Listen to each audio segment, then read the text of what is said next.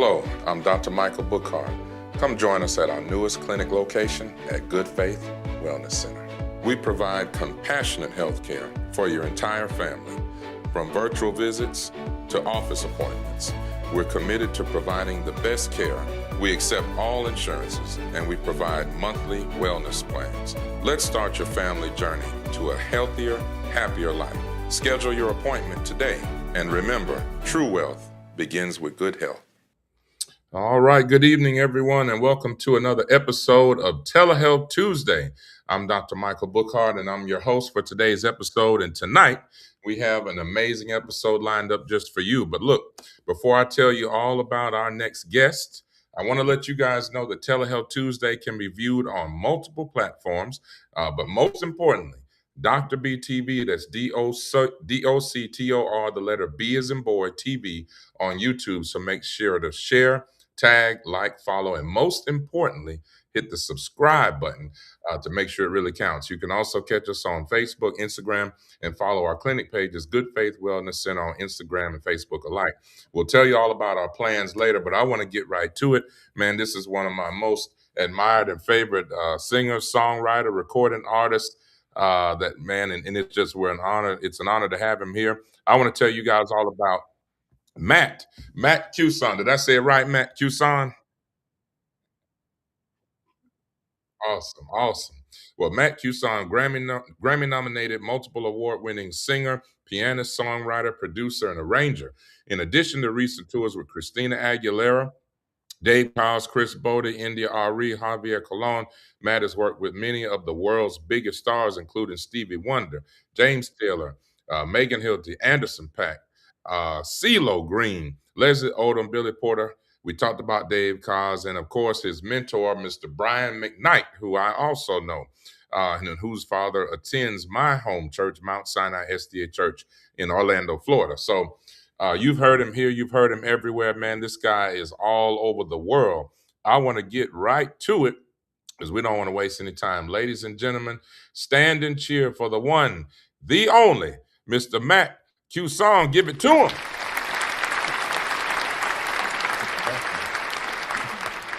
Man, what's going on? Thank you very much. How are you, man? Pretty good. How about yourself? Doing all right, man. Hanging in. Man, this is man, what an amazing opportunity, what an honor, man, to have you here on Telehealth Tuesday. Pleasure's mine, man. Pleasure's mine. Awesome, man. Tell us before we even get into, I think the other side of things you and I briefly talked about that a lot of folks probably don't know, and I didn't know. Man, I'd love for you to tell the audience about yourself and just where you're from and how you got involved in music and why you love it so much. Well, I grew up, was born in the '80s in Western Massachusetts, a place called the Berkshires. Beautiful area to raise a family and all that. And I went to school here, and then when I was 18 years old, I went to Berklee College of Music in Boston, and that's where I met Brian McKnight just a year into me going there. And I literally, the day I met Brian, dropped out of school and flew to Los Angeles and stayed with him for a little while. I signed a record deal with him, and the history tells itself there. And then I went out to tour with him for a long time. But yeah, man, music it's honestly all I ever did. My father was a musician. My mother was a musician. My brother and sister were musicians, but they didn't pursue it. And it was either that or I wanted to be a point guard in the NBA. And I'm only 5'9", and that was never a realistic dream. But no, music was all I ever did, man. It's hard to even, say how I started, because I was, from a young age, I started playing piano when I was 5, singing, right around then as well, and never looked back. Man, that's amazing. Yeah, and I started as well, when I was 5 years old. I didn't know you went to Berklee, man. But it's just for a year, like 2.5 semesters. It was quick. Okay. Yeah, because Mr. McKnight said, "What are you trying to do?" And that was that. And how did he hear you just like playing at a venue or club, or he just found out about you? Or? No, we were so at the time I was getting back then when we did demos, my demo was being produced by a guy named Rob Lewis, who has turned out to be I got a baby crying. Yeah, it's gonna happen. It's gonna happen this whole hour, just so you know. She's gonna run in here. It's all good. but yeah, it was what was the question? I'm so sorry. She's gonna bust in here several Oh, times. yeah. She's That's it's no 5 year old. Hey, we're live, man. It's all good. Yeah. Um, no, I was just asking about, how I was saying, how did Brian find Oh, out about right, you guys? right. So, Mr. Rob Lewis, who has been one of the most influential musicians and friends that I've had for 20 Yeah. years now, was Brian's musical director at the time, and he knew I was a big fan. So it just happened that Brian was doing a celebrity basketball game in Boston at the Uh, time. So Rob said, "Hey, Brian wants to come to Berkeley and hang out for a little bit. You want to come meet him?" And that was that. And I met him, and it was just a group of maybe 20 of us in a practice room at Berkeley. And about 2 hours in, I was just sitting there in awe the whole time, like freaking out. Rob said, "I want to hear Matt sing." So I got on the piano and sang, and that was it. It was a done deal. that is crazy. It was nuts. That is amazing, man. Yeah, I Yeah. remember all those tours, man. I remember all those tours, and yeah. So I guess you were playing and singing, doing background like on during the tours and stuff that you did. So yeah, I would for the first couple years I actually opened up for him. I did a couple tunes to open the show, and then I would go back to my little keyboard land and I would sing background and play keys for him for man, had to be 7 8 years. I'm wondering if you ever saw us. I haven't played for him for about 10 years now, but if you Mm. we were in Biloxi a lot, we were in down south a lot. So I'm wondering if you ever saw me Um, playing with him. we let's see. I saw the shows. When I went to Biloxi, no, I saw. I wonder if you were with him when he did the Jackson. He was at the fair in Jackson, Mississippi. Maybe that might have been about 10 years ago. I don't know. Possibly, possibly. And then I saw him not too long ago. But no, you weren't with him then. I know Chris Right. Laughlin was still playing It's bass, my and guy. It's one of my best friends in the world. yeah, man. Yeah. So yeah, but no, most of the I would see him back at one tour, like in Orlando at the Bob Carr Center Right. and some Right. other Right. places, like House of Blues and I've done Disney. House of Blues with him. Yeah. Yep, Disney Yeah. West Side, yeah, in Yep. Orlando. Yeah. Yeah. Of course. Of course. I might have been at some of those for sure. That is crazy. Um, and yeah, and so what are you doing these days? Because I know you've got your own projects. I think you've Mhm. got a third album coming out. Third album's coming out. We're gonna do a single every couple months for a little while, and then put out the record with some, with just a whole bunch of different versions of songs and some of the singles that have already been released. And yeah, I'm working on my own stuff. I'm working on a few other artists right now, producing and writing for them. Okay. I'm scoring my first documentary for Netflix, and Wow. I just did some of those Lifetime Christmas movies. I did some of the music to that with some friends and a lot of collaborations. Man, a little bit of everything. I just got back from South America, Woo. from the Dave Cos cruise, which is one of my favorite things to do, man, every year. Yeah, and then we were just talking about that. I guess digitally backstage, and you were Hmm. telling me that because I was saying when I know the McKnight family Hmm. well, and my dad was very close with his parents, and we talked about Claude McKnight, who's one of the Yep. founders of Take Six, and you were Yep. saying that on Dave Calls, you played with Take Six. Take Six was there last year, and Okay, man, I geeked out because I do a lot of that harmony stuff. I get hired to do a lot of that arrangement. My Grammy nomination is in vocal arranging, they're everything to me. So I was a total geek around them, and they're such cool dudes, and I've known most of them for a really long time. So it's always good to see those cats. yeah, man, they are legendary, and Oh I'm proud man. to say I graduated from the same college as them, Oakwood Hey University. man, yes, and as we also talked about, I'm working with the Aeolians a whole bunch. Right, with yeah, right, because I was that. So did you work on that project with Jacob Collier? No, I wasn't on that one. I That was did. different. They put out a Christmas record last year, and I produced and arranged a song with them, and I was featured. I sang lead on it. We did the Carpenters' "Old Fashioned Christmas." It came Okay, out so okay. beautiful, man, so beautiful. And now we're trying to get together at some point this year, this fall, to work on like a 3-song Christmas EP. And So I'm obsessed with the Aeolians. I love the everything they do. man, I was so blessed and honored to be able to perform and sing with them for 3 years Oh, under under the And direction of well, first Dr. Julie Moore for yep. 1 year, and the other 2 years with Dr. Lloyd Mallory. Yeah, of course, man. That's amazing. They're the best. I think they're one of the best choirs in the world. Some Yakisha said, "I hope we get to hear something, man." Well, look, I don't know, man. I don't know if you're if you got a keyboard there that looks like the baby's awake. So I don't know, Yeah, man. I so I would have to get stuff started. It takes about 15 minutes to get everything loaded up. If I start singing and playing, she will hear me and immediately come back Oh, really? and interrupt. She'll let me sing about one line before she busts in on us. Man, Um, well, I don't know if you got if you feel up to doing maybe a like right at the end, if you cue it up and then maybe like like the do like a seven, little lullaby, something soft, maybe. yeah, 7:57 or Yeah, 7:58, something like that. I'll start loading stuff up, Yeah, that'll be great, man. and we can continue talking. Um, one of the things, man, and I know a lot of people while you're doing it, a lot of people are wondering, man, you've got a Grammy nominated artist, recording artist here, producer and arranger, and what does this guy have to do with primary care and help? But look, he's going to tell us, and like I say, this is the first time I'm hearing, because he blew me away the other day. We were messaging and he was telling me about something that he went through in terms of mental health and his previous struggles, and you would never know that with the man that he is today. And so when he gets ready to tell you his story, man, and like I said, I don't even know what he's going to say because I love not rehearsing things. I got that It's the from best way. yeah, man. I got It's that from jazz. actually a young lady. You live in California? No, I'm in Massachusetts.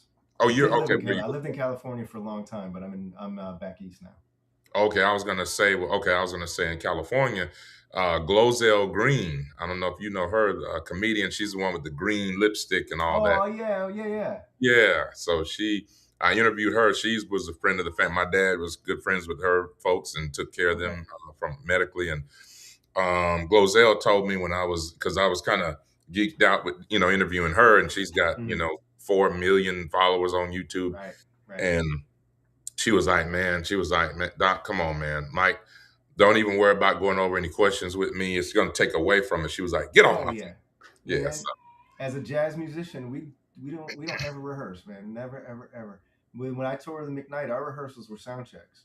We would just spontaneously throw something together for the show that night. That's how I love it, man. man, even with Brian, he seems like such a perfectionist, like to work with like that, He we I think we in the 7 8 years that I toured with him, we had like blocked out rehearsal time maybe once, maybe twice, What? but once for about a week when I first joined, and then when we were about to go on a tour for one of his records, maybe for about another week. But since then, it was all just we'll figure it out.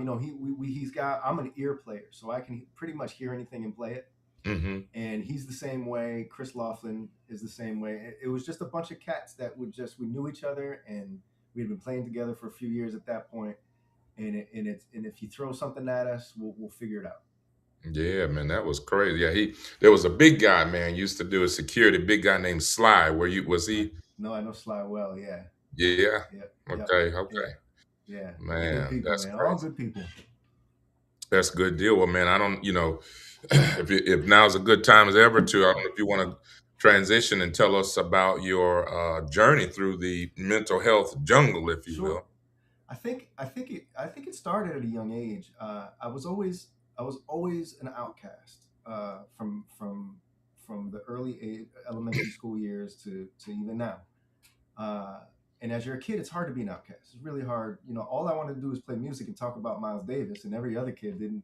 Hmm. They want to talk about Sesame Street and I guess at the time New Edition or New Kids on the Block or something.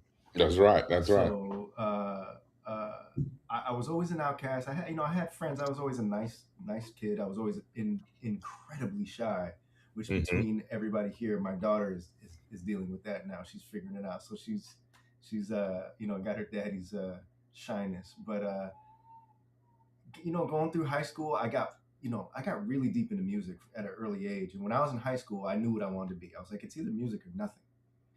And uh, being, I lived in a pretty small town. I went to a private school that there was only about 90 kids in my class, and none of them. had the passion I had for any kind of art, I don't believe.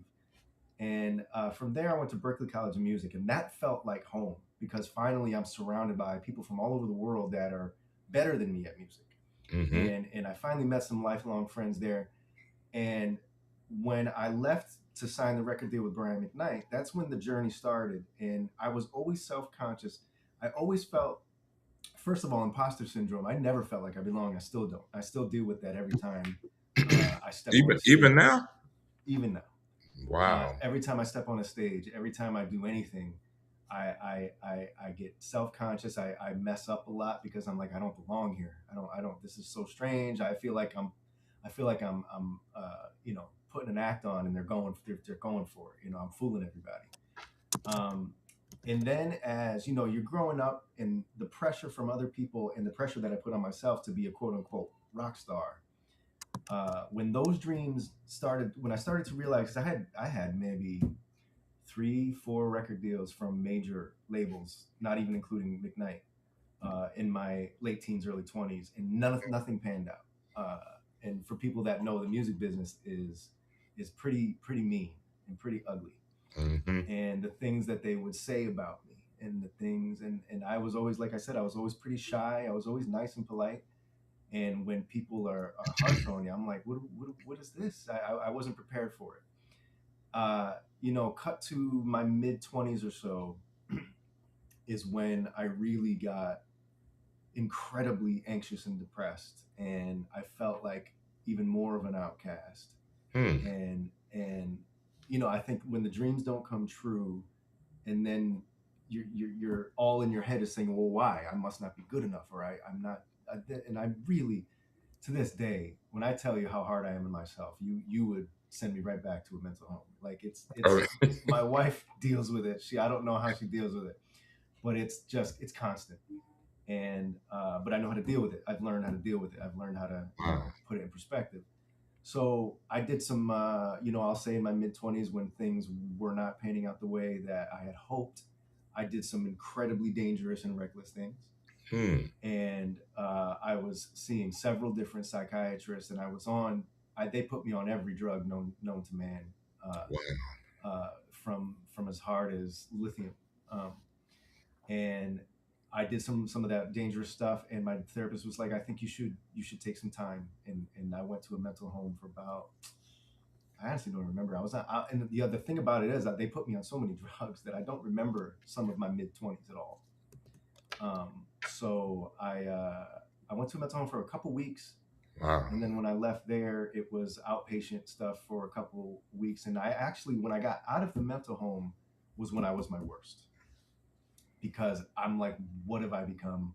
What is this? Like it was just couldn't process everything. It was overwhelming, and at the same time, I'm still touring. I'm still trying to do things, and I'm you know just in a really bad space. And thankfully, I got the greatest family on earth who was with me every step of the way, did whatever they had to do, and I think that helped me get out of it a little bit. And from then on, I know the musical journey was musicians, no matter how you know small or huge you are, it's there's really good months and really bad months, and really good weeks and really good bad weeks.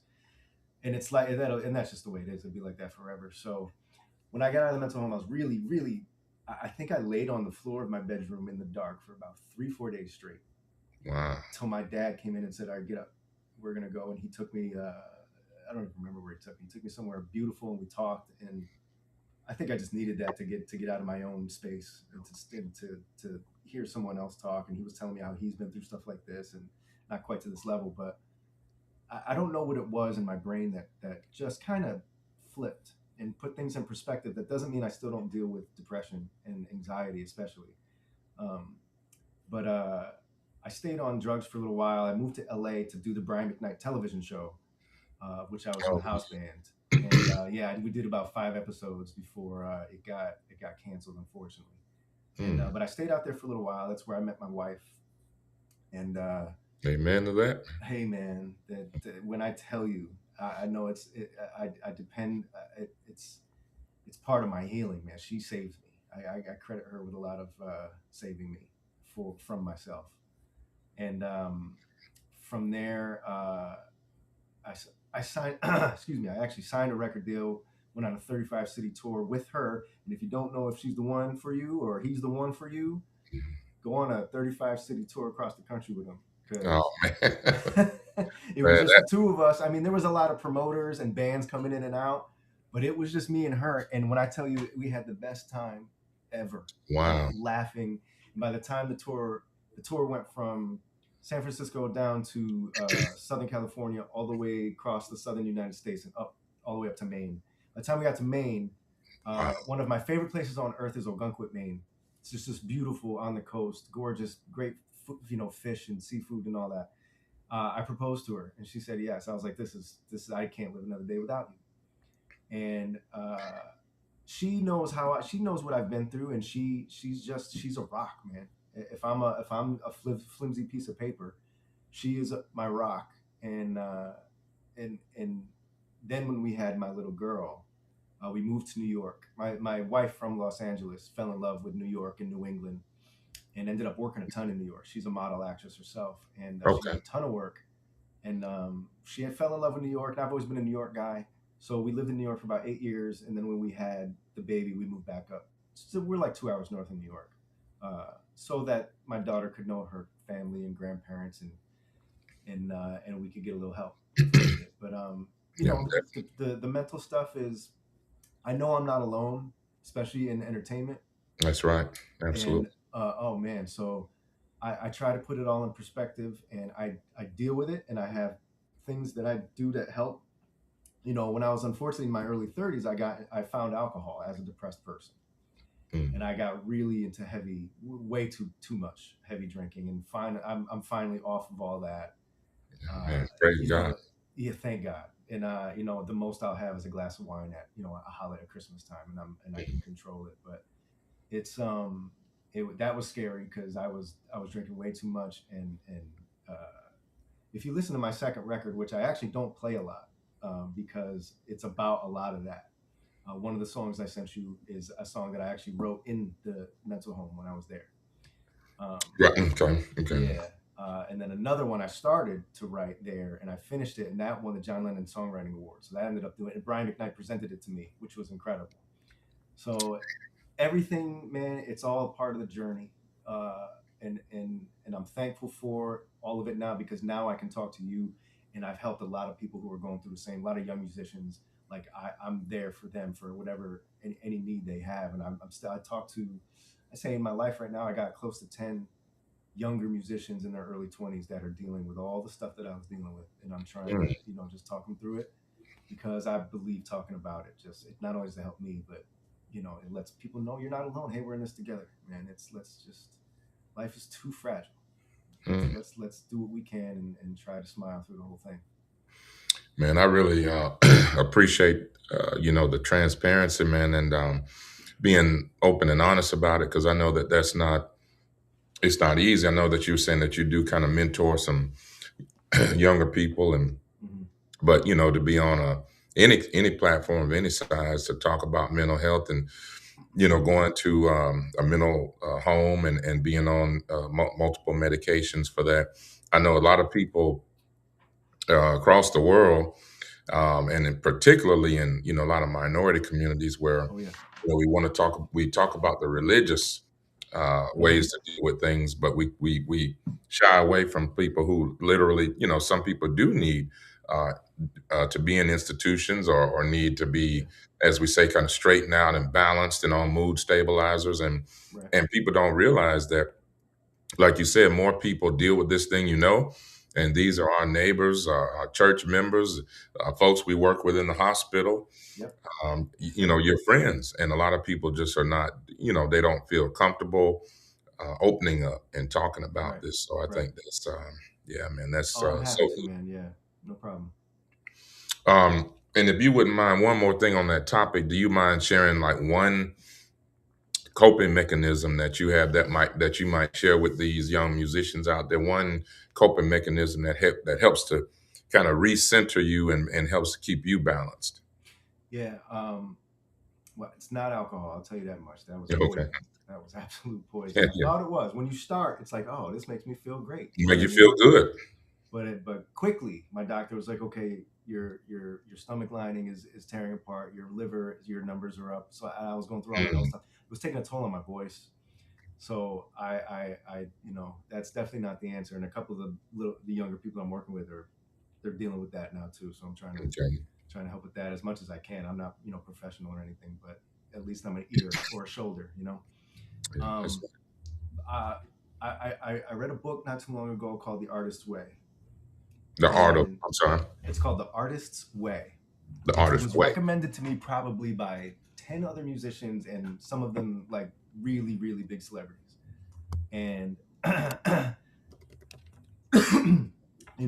have an open mind to everything, but sometimes the self healing books, I'm like, yeah, I don't know, they don't, I don't, I had a closed mind about some of those, but this book, it asks you to do something called the morning pages.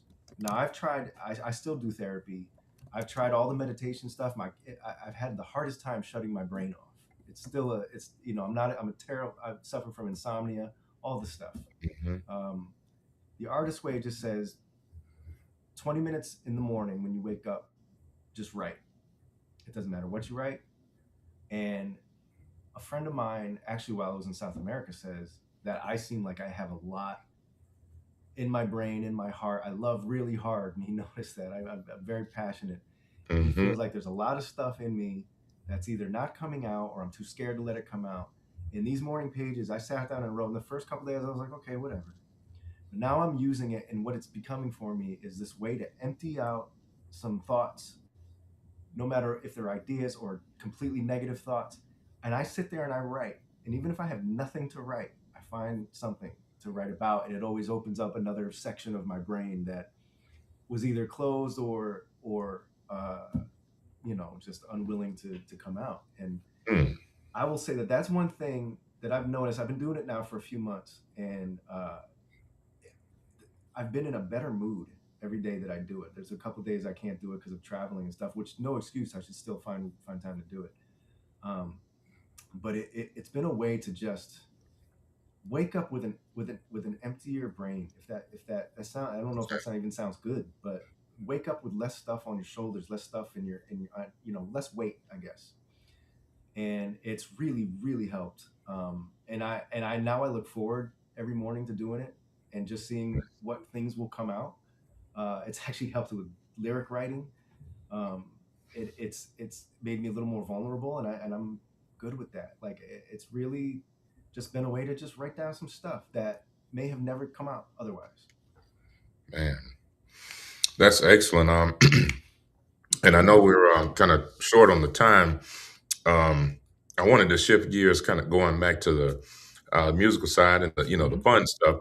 Because I had, as with every guest, I have 10 or 11 questions that are prepared, Uh-huh. and I want to make sure that if we have one or two come in from the audience, let's read.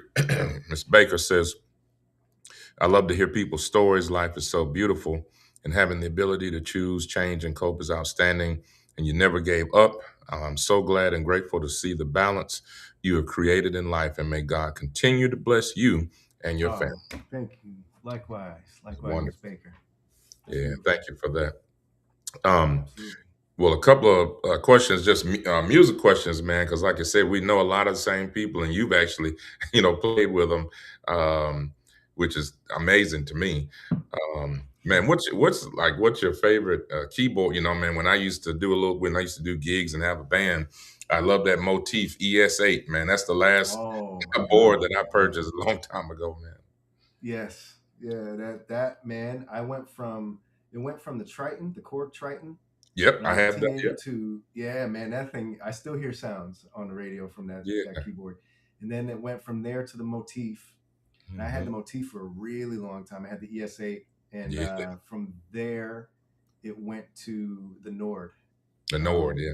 which is about double the price, but it's become the industry standard. The piano sounds, the Rhodes sounds, the synth sounds, the clav. It's incredible sound. So that's my go-to now. I'm lucky enough to I tour a lot with Broadway singer Megan Hilty, and I Hmm. get I get to play grand pianos, which is Oh man, you there's playing no a feeling. Steinway or Yamaha? What you? So you- we just got, yeah, it's usually a Steinway or a Ooh, Yamaha, but I got one even better for you. I played. We did a show in Long Island just the other day on Sunday, and they had a. You know what a Fazioli is? man, I hadn't even heard. I thought you were gonna say a Bosendorfer or something. Bosendorfer. Okay, Yeah. so Fazioli is the Italian version of the Bosendorfer. Ooh, man. It is a $400,000 piano. It Oh, I was in. I never felt oh, like I was like. Yeah, I had no words. It was. This is about the second or third time I've played it, but I actually got to own it for the show because the show is just me on piano and her vocals and me singing a couple things. wow. It was, when I tell you, I was just immersed in the moment. One of the things I'm trying to learn is how to live in the now because I've Yeah, never been good at that. I'm always that's living right. in the future. Me neither, man. When I sat at that piano, I was there, and it. I'd never felt that before. It was incredible. Man. It's Herbie Hancock's the only piano he'll play, and That's the only one he'll play. I think he's got a sponsor or Oh, something.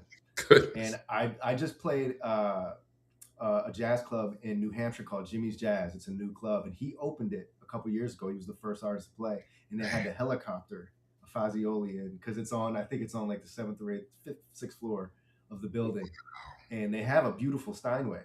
But he's like, I can't, and they helicoptered in a Fazioli piano, and it was beautiful, man. I wish Man. I have pictures of it somewhere, but I don't know where my phone is, or I would show you. But it's if you can get your fingers, it's or Bosendorfer. They are. There's something about those. I'm not. I'm kind of a minimalist, and I don't need the expensive stuff. But Right, right. man, if I had $400,000 to blow, I would go over to Italy and get me one of those. And is it it's a big difference like playing say a Yamaha to a Steinway and then It. those? I feel like the feel on pianos is all dependent on what. Yeah, yes, the brand, but also how much it's been played. I'm playing at the world famous Carlisle Mm, in New York City for two absolutely. weeks.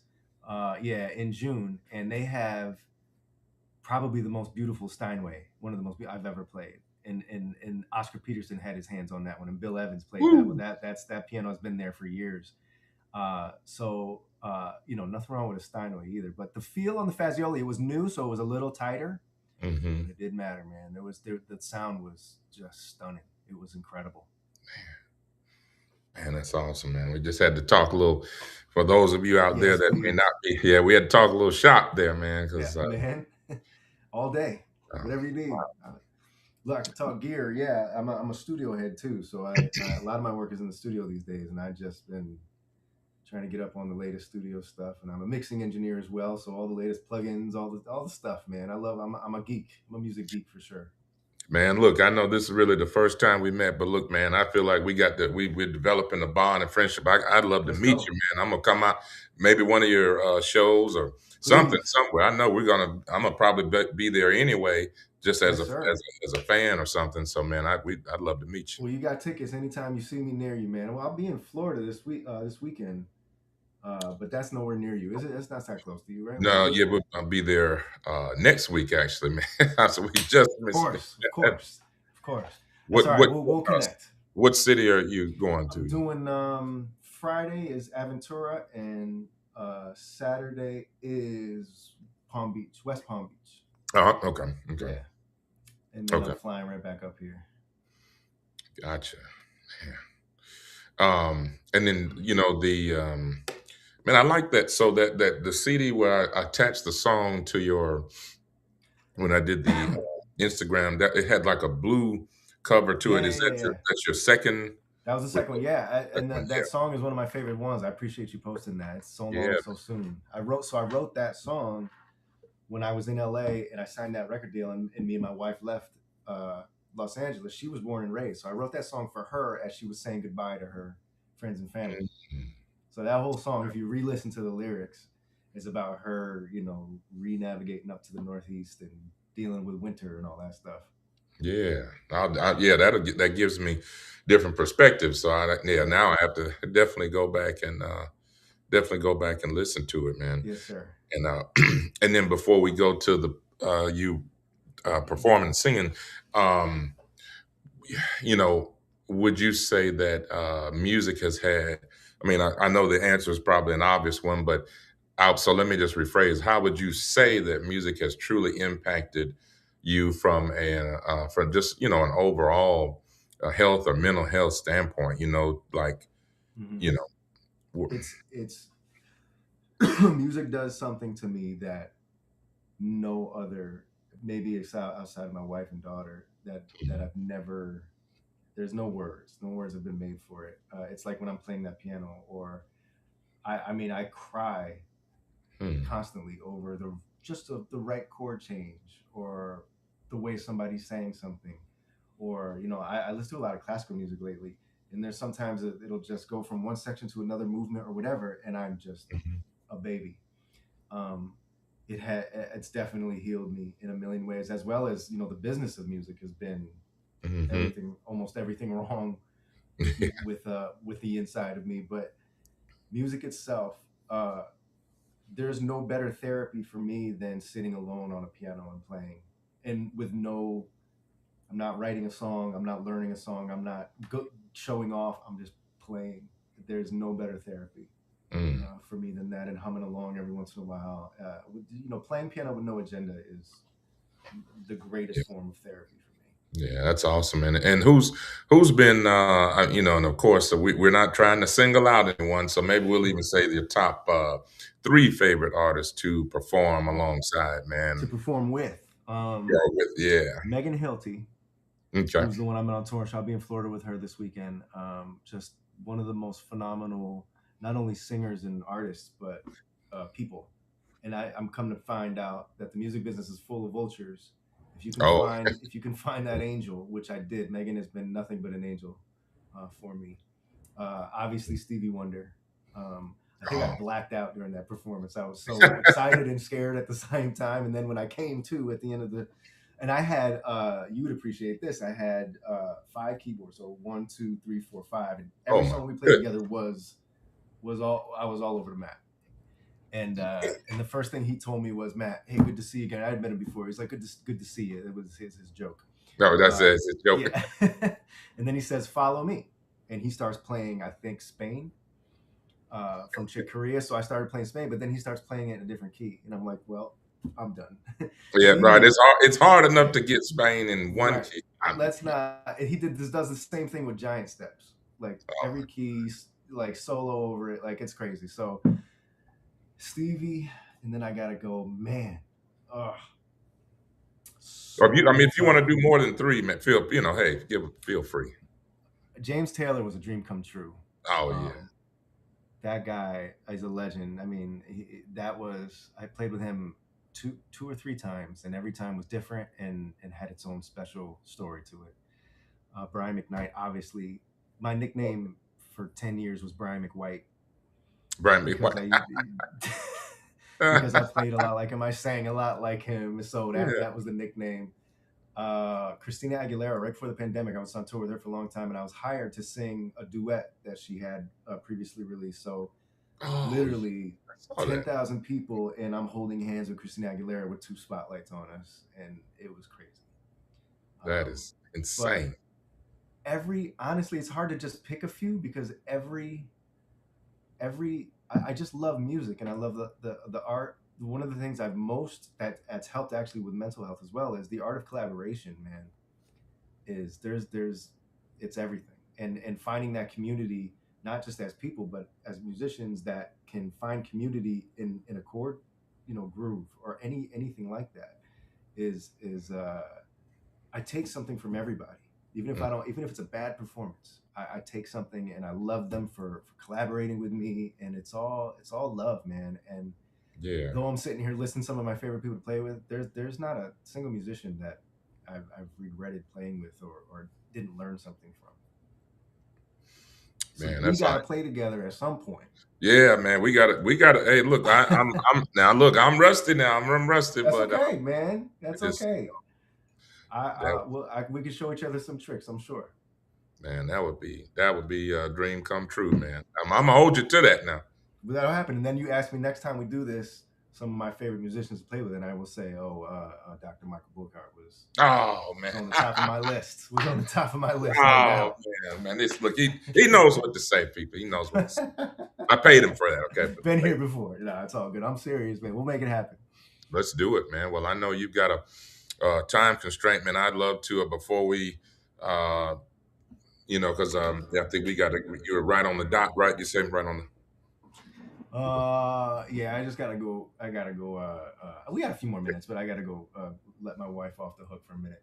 Okay, all right. Well, yeah, we can close. And I'll usually do what I do is we'll go ahead and hit as soon as you're done with your performance, and then maybe we can just wrap for 2 or 3 minutes after, and we'll just and then do that like when we go off live. I do that with pretty much everyone, so we'll cut quick. Okay, cool. Well, man, and take it away. So, and before you start, if there's anything you'd love for the audience to know about you, or where you're going to be, if you're taking on new clients, new projects, I mean, how they can reach you, the floor is yours, man. Yeah, man. Thank you. If you just follow me on Instagram or Facebook or any of those, I'm on TikTok. I've never done it, so I'm very new to it. But yeah, hit me up, follow me. I'll follow you back. Email is just mattcussonmusic@gmail.com, and I will eventually answer. I answer everything that comes through. I'm on tour all summer. My own shows and with Megan Hilty and a few other people. Might be doing some Chris Bodie shows again, which I'm very excited about. Cool.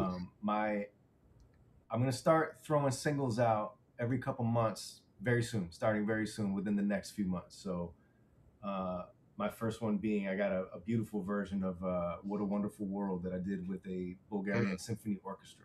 And I arranged it with a buddy of mine who lives in London and does like music for the Crown and stuff like that. It's amazing. So wow. That'll be one of the first ones. That'll be first or second. But yeah, there's gonna be a lot of music coming from me. You'll hear me on some TV shows. You'll hear me on some movies. There'll be a lot, but I'm gonna post everything about it. And you did the Steve Harvey show, the Jasmine Sullivan. I did. Yeah, that was cool. Man.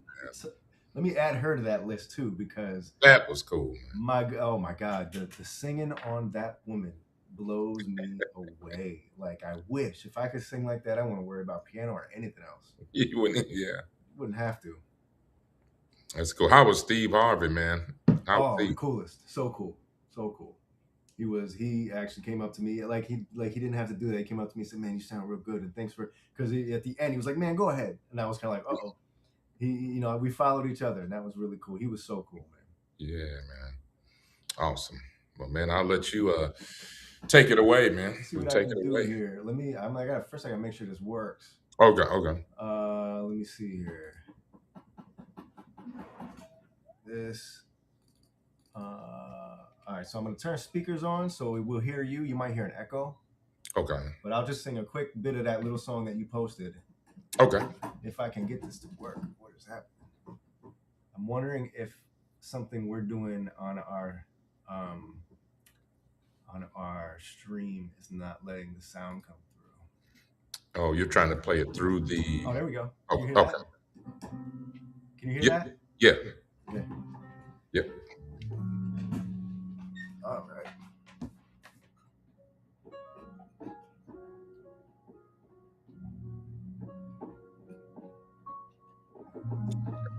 It's just a little bit faint, just a little, just a little bit. Yeah. Perfect.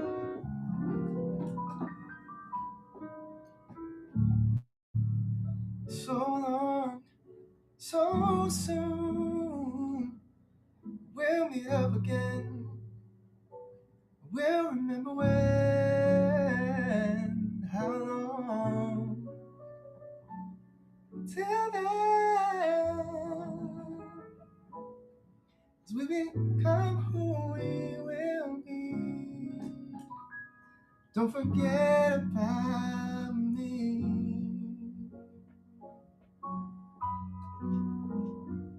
This would be a good end credits song for you.